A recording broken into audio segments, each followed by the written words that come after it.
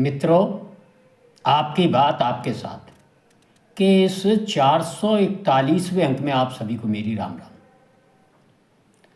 दद्दा मेरे में लगातार आप सबके जोड़े राष्ट्रीय हित, सनातन हित, गांव गरीब किसान के हित में जो देश विदेश में प्रदेश में हमारे स्थानीय स्तर पर जो कुछ घटनाएं घटती उनके सकारात्मक पहलुओं के बारे में आप सबके जोड़े चर्चा करने आता तो दद्दा जानकारी ही आज के ज़माने में हमारो सबसे बड़ो हथियार है।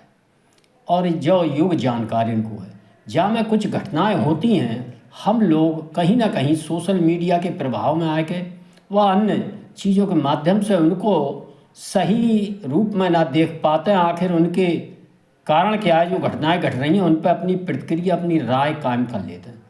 दद्दा हम सबको आज जो युग है, पहले हमारे बहुत साधन सीमित थे, हम जान ना पाते, अखबार में जो आएगी, रेडियो में जो आएगा भाई सुन लो, भाई समझ लो, हाँ भैया जहे ठीक है।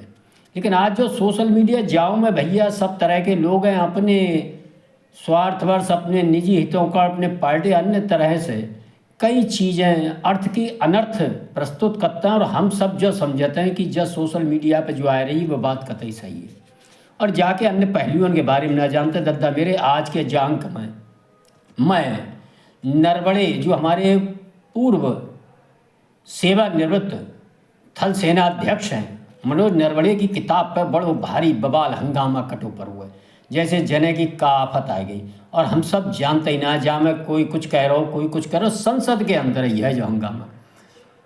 मैंने ये अंक बनाया है, नरवणे की किताब पर उल्टा चोर कोतवाल को डांटे। बिल्कुल इस घटनाक्रम से माध्यम से मैं कुछ 2-3 उदाहरणों के द्वारा आप सबके समक्ष ये जानकारी रखूंगा किस प्रकार इस समय देश के अंदर खास तौर से इंडी गठबंधन व उनके नेताजी ने पिछले चुनाव में हमें लोगों ने कुछ वोट दे दिए, लेकिन अब समझ में आ रही जाबोध बालक को ज़्यादा समर्थन देने के कितने घातक परिणाम हो रहे हैं। और जो अपनी अबोध पना में जहे न देख रहा हो, जो काम देश के हित में अहित में हर बात पे ब भैया कहते हैं ना घर के यहाँ कि लकड़ियाँ ले लेनू, वह काम कर रहे हैं। और उसका कितना बड़ा नुकसान होता है ये उनकी समझ में नहीं आ रहा। मित्रों, इस समय जो संसद में पूर्व सेना अध्यक्ष मनोज नरवणे किताब, जो कि अभी तक अप्रकाशित है, प्रकाशित भी नहीं हुई है, और कायदे में नियमानुसार कोई भी सुरक्षाकर्मी, सुरक्षा बलों में कार्यरत, महत्वपूर्ण पदों पर कार्यरत कोई अधिकारी यदि कोई किताब लिखता है तो एनओसी रक्षा मंत्रालय द्वारा प्राप्त करना होती है। वह 2 वर्ष पूर्व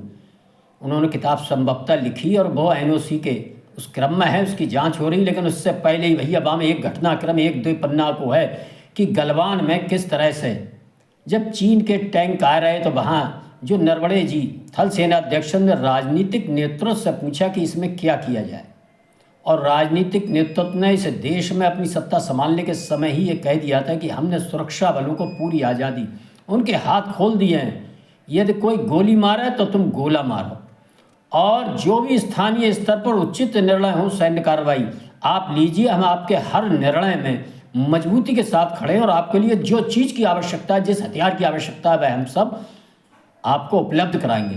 दद्दा इसी क्रम में राजनीतिक नेतृत्व ने नरवणे जी को कह दिया कि आप स्थानीय स्तर पर देखिए आपको क्या करना है, आप पूरी तरह स्वतंत्र हैं। और जाको भैया बब्बर काट के किस प्रकार से इसको सरकार की एक नाकामी और साफ थल सेनाध्यक्ष किल्लो छोड़ दो, जो वो दुनिया भर की बातें कर रहे हैं। और लगातार एक ऐसा उदाहरण प्रस्तुत कर रहे हैं कि हमारे देश की सेना चीन से गलवान में पिट रही, डोकलाम में पिट रही, तवांग अरुणाचल में पिट रही, सब जगह पिट रही है, और साफ सरकार ने उन्हीं को उनके हाल पर छोड़ दिया। मित्रों, ये इस प्रकार के बिल्कुल अन्य सैनिक ऑपरेशन हुए थे। ये राजनीतिक दल राहुल गांधी, अबोध बालक व उनके साथ जो इंडी गठबंधन के नेता हैं, सिंदूर ऑपरेशन हो, सब कुछ सब में इसी प्रकार का अपना रोना धोना चालू रखते हैं। ये हम सबको समझ में आना चाहिए। मित्रों, में 3-4 उदाहरण के माध्यम से आपको इनके जो मैंने अंक का शीर्षक रखा उल्टा चोर कोतवाल को डांटे, आपको समझ में आएगा किस प्रकार से ने राष्ट्रीय सुरक्षा बलों के हितों के साथ चोरी की थी, किस प्रकार से उनको विवश किया था, किस प्रकार से अपने शासनकाल में उनको मजबूर रखा था, उनको निर्णय लेने की स्वतंत्रता नहीं थी, गोली चलाने की स्वतंत्रता नहीं थी। और इस क्रम में मैं आप सबका ध्यान दिलाना चाहूँगा मित्रों, यूपीए सरकार, कांग्रेस की सरकार में क्षमा करें, 1993, 1996, 2005 के अंतर्गत कुछ चीन के साथ समझौते हुए थे। उन समझौतों के कारण हमारे भारतीय सैनिक बहुत विवश कर दिए गए थे। इस प्रकार की गलवान जैसी घटनाओं में वह उनके खिलाफ किसी प्रकार के अस्त्र शस्त्र का प्रयोग नहीं कर सकते। चीन जैसे विस्तारवादी देश, जिसकी जितने देशों से सीमाएं लग रही हैं, सब जगह सीमा विवाद उसके चलते रहते हैं, और वह समझौता पूर्णतः उसके पक्ष में झुका हुआ था। यदि उसके सैनिक आते थे तो हम खाली खड़े खड़े देखते थे। कोई इसी कांग्रेस सरकार, राहुल गांधी की सरकार, कांग्रेस की पार्टी की सरकार ने इस प्रकार के लगातार इन समझौतों दर मजबूत किया था। इसी कारण नरवणे जी को पूछना पड़ा था कि उन समझौतों का मान रखते हम क्या करें, और सरकार ने कहा जो आपको उचित लगता है वह कीजिए, हम आपके हर निर्णय में पूरी मजबूती के साथ खड़े हैं। ये वर्तमान सरकार का ध्येय था। उसको लेकर जिस प्रकार उठा रहे हैं, ये नहीं बता रहे हैं कि हम ही ने ये निर्णय लिया था, जिससे कि गलवान घाटी में जब संघर्ष की स्थिति आई तो हमारे संतोष बाबू बहादुर जो हमारे सैन्य अधिकारी थे, उन्होंने अपने थोड़े से सैनिकों के साथ किस प्रकार लाठी डंडों, मुक्कों, घूंसों से सैकड़ों की संख्या में चीनियों को परलोक का रास्ता दिखाया था। ये विश्व के आधुनिक इतिहास में चीन की सबसे जो करारी जो मात थी, वह बहुत बड़ी घटना थी, और उसमें हमारे भी सैनिक संतोष बाबू के साथ शहीद हुए थे। यह जो प्रकरण आया था, इसके मूल में कांग्रेस पार्टी व राहुल गांधी द्वारा किए गए इसी प्रकार के समझौते थे। मित्रों, ये वही राहुल गांधी हैं जिन्होंने 7 अगस्त 2008 को तत्कालीन चीनी उपराष्ट्रपति शी जिनपिंग के समक्ष व सोनिया गांधी के समक्ष बीजिंग के अंदर एक समझौता किया था कांग्रेस पार्टी व वहाँ की सरकारी कांग्रेस पार्टी के बीच। और वह क्या समझौता था, क्या था, उसको न देश को आज तक पता है। देश तो छोड़िए, इंडी गठबंधन के नेताओं को भी जो आज उनका समर्थन कर रहे हैं, चाहे अखिलेश यादव हों, चाहे ममता बनर्जी हों, चाहे अन्य नेता हों, उनको भी नहीं पता। और उनको छोड़िए, कांग्रेस पार्टी के वरिष्ठ नेताओं को भी नहीं पता कि आखिर वह समझौता क्या था। और उस समझौते के बाद एक परिवर्तन आया कि इसी देश के अंदर संसद में खड़े यूपीए सरकार के रक्षा मंत्री ए.के. एंटनी ने सार्वजनिक रूप से स्वीकारा था कि हमारे पास इतने पैसे नहीं हैं कि हम राइफल के लिए हथियार या कारतूस भी खरीद सकें, और पैसे पेड़ों पर नहीं लगते हैं, कहाँ से यह हवाई जहाज और टैंक आएंगे। उन्होंने स्वीकारा कि हमने चीन बॉर्डर पर इसीलिए इंफ्रास्ट्रक्चर खड़ा नहीं किया, हमने सड़क पुल नहीं बनाए हैं कि ऐसा ना हो युद्ध की स्थिति में, संघर्ष की स्थिति में चीन उन्हीं पुलों और सड़कों के साथ हमारे देश में अंदर तक आ जाए। ये एक ऐसी मानसिकता थी जो देश को पूरी तरह चीन के समक्ष नतमस्तक रखना चाहती थी। ये वही उसी सन 62 की स्थिति में भारतीय जनमानस, भारतीय सुरक्षा बलों को रखना चाहती थी। और जिस समय 62 में 35,000 वर्ग किलोमीटर से ज़्यादा का एक बहुत बड़ा भूभाग चीन के हाथों हमने गंवाया था। मित्रों, ये वही उसी पार्टी के वंशवादी आधार पर पार्टी को चलाने वाले नेता राहुल गांधी आज संसद के अंदर किस प्रकार नरवणे जी के इस प्रकरण को लेकर ये बता रहे हैं, सरकार पर प्रश्न चिन्ह, उंगली खड़ी कर रहे हैं। ये हम सबको समझ में आना चाहिए। दद्दा मेरे, ये हम नहीं जानेंगे, हम नहीं समझेंगे, पुरानी घटनाओं से, कुछ समझौतों के माध्यम से इन सारी चीज़ों को नहीं जोड़ेंगे, तो फिर हम अपने दुश्मन और अपने मित्र को नहीं पहचानेंगे। ऐसे दुश्मन को नहीं पहचानेंगे जो हमारे ही देश में, हमारे देश की राजनीति करते हुए किस प्रकार चीन की पार्टी से छुपे तौर पर समझौता कर लगातार एक बार नहीं, 2 बार नहीं, दसियों बार हर जगह, देश हो, विदेश हो, संसद हो, हर जगह चीन की महत्ता को बताते हुए हमारे सुरक्षा कर्मियों को पिटता हुआ और कमज़ोर दिखाता है। वह हमारे बढ़ते औद्योगिक कद, हमारे राजनीतिक कद, हमारे सैन्य कद और सुरक्षा बलों के बढ़ते आत्मविश्वास की बात ना करके किस प्रकार चीन की बढ़ती आर्थिक गति, प्रगति, इसमें कोई शक नहीं है कि चीन इस समय विश्व की दूसरी शक्ति है।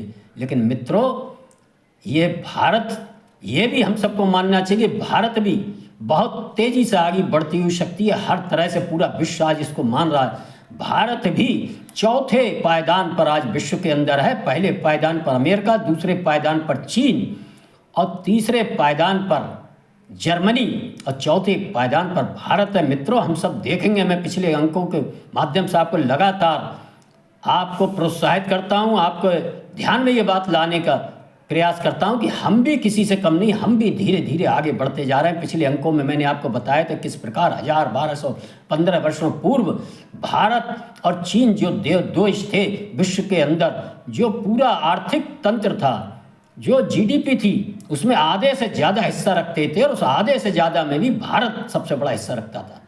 और निश्चित ही चीन भी उस ओर बढ़ रहा है, भारत भी अपने उसी पुराने वैभव को प्राप्त करने के रास्ते पर बढ़ रहा है। आप सब देखेंगे बहुत जल्दी ही, कुछ वर्षों में ही इसी प्रकार यदि हम आगे बढ़ते रहे तो निश्चित ही चौथे से तीसरे पायदान पर हम आने वाले हैं। और इन सब क्रमों को देखकर चीन व अमेरिका को भी कहीं ना कहीं बहुत बेचैनी है, लेकिन उनकी बेचैनी से ज़्यादा इस देश के अंदर बैठे उनके समर्थक, उनके साथ समझौता किए हुए ऐसी कांग्रेस पार्टी व राहुल गांधी व उनके समर्थक नेताओं को बेचैनी है कि भारत वर्तमान राजनीतिक नेतृत्व में इसी प्रकार आगे बढ़ता रहा, विश्व में अपने कदम बढ़ाता रहा, तो यह फिर हमारा क्या होगा, हमारी राजनीति का क्या होगा, और हमारे जो वंशवादी आधार पर राजनीतिक दल चल रहे हैं उनका क्या होगा।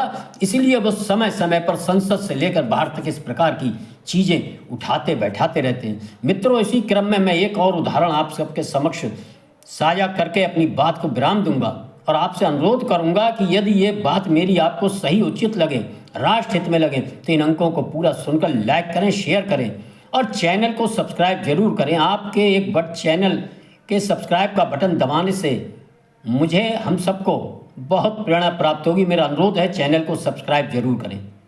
मित्रों, एक पूर्व सेना अध्यक्ष जनरल वी.के. सिंह ने अपने रिटायरमेंट के बाद 2007-8 में रॉ के साथ काम करते हुए एक पुस्तक लिखी थी कुछ कमजोरियों के बारे में, और उस पुस्तक को लेकर किस प्रकार तत्कालीन कांग्रेस सरकार ने जनरल वी.के. सिंह के खिलाफ कठोर कार्रवाई की, उन पर मुकदमों में जिस प्रकार उलझाने का काम किया, वह मुकदमे आज भी जनरल वी.के. सिंह 81 वर्ष की उम्र में सुप्रीम कोर्ट तक लड़ रहे हैं।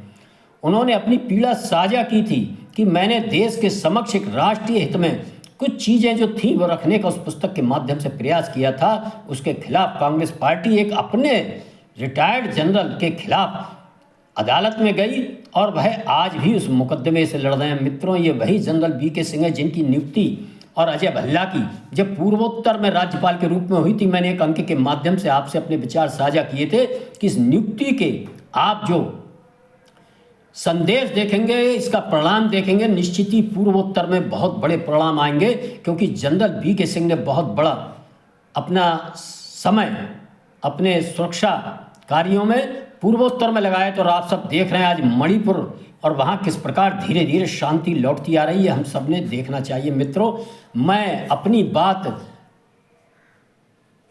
विराम देने से पहले मैं आपका ध्यान इस ओर भी दिलाना चाहूँगा कि लगातार आप देख रहे हैं इस प्रकरण के माध्यम से अब धीरे धीरे राहुल गांधी जो अबोध बालक हैं, कैसे लगातार जो अपने 2008 में जो समझौता उस कारण वह मजबूर हैं चीन को महिमा गान करने के लिए, भारत की सारी प्रगति को छोटा बताने के लिए।